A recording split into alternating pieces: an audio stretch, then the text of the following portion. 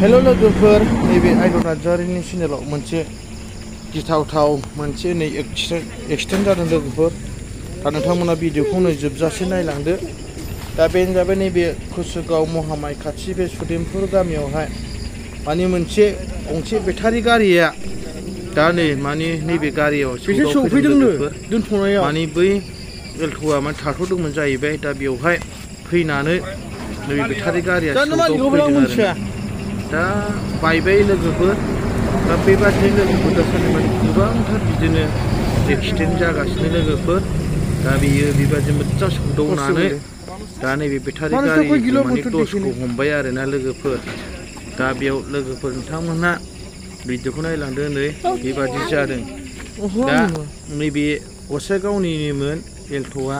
दा नैबे बेटारि गारिया कुसुगावनिनो। दा बेबादिनो जादों लोगोफोर। अब्ला नायदो लोगोफोर नै माबायदि एक्सिडेन्ट जादों। दा बिदिनो गोबांथार खोनादों दिनैनि सानाव लोगोफोर।